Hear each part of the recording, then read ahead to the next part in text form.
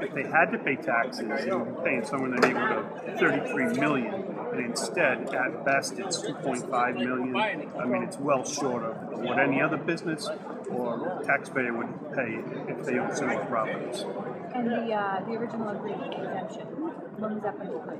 Well, that's an interesting legal question, but some folks will say it predates the American Revolution, and that's what Brown points to, that they were exempted by a charter from King George. And I'm not sure if Brown's aware, but at one point we had a revolution against Great Britain, and we became our own country, so they continue to stand on that exemption and really thumb their nose at trying to come to an agreement. I mean, we're talking about a difference of a couple $1 million, and I think it's unfair to characterize it as a money grab.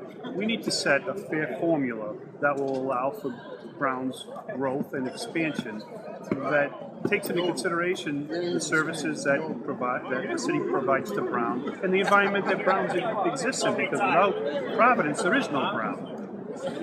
Is it just Brown or is there other institutions? There's others. Brown is by far the largest property holder, and they're also, at this point, they've become the logjam because the other universities and hospitals really are saying, well, if you're not going to make Brown pay, then we're not paying.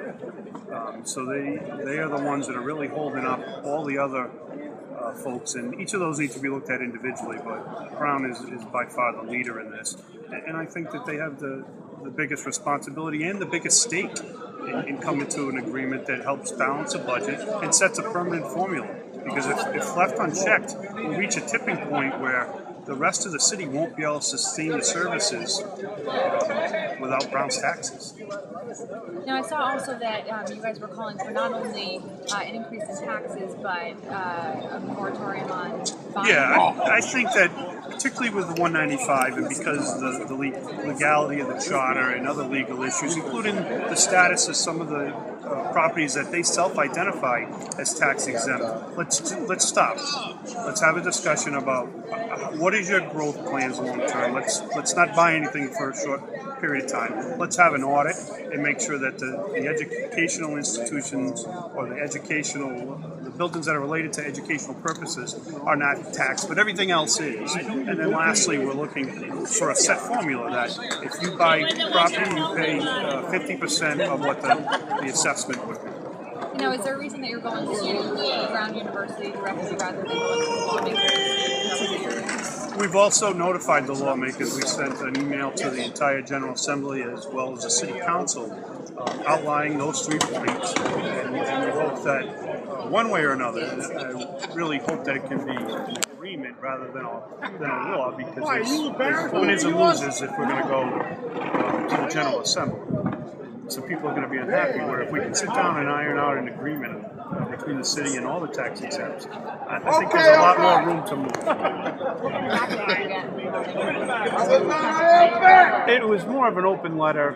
We sent them a copy of what we were doing, when we were doing it, and asking for their support.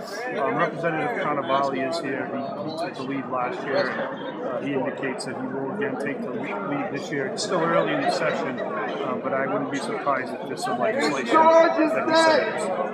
No, just one last question. How do you think this compares to taxpayers and other contractors who are being asked to But it's patently unfair. We recognize the situation the city was in, and we stepped up. We didn't like doing it. We had a contract in place, and we voluntarily sat down and tried to look at the good of the city. And I think that's something that you're going to see more and more municipal unions do. So it's kind of interesting to me, almost a paradox, that Brown, who has a much bigger interest in the city, refuses to sit down and really makes just a penance of a taxpayer.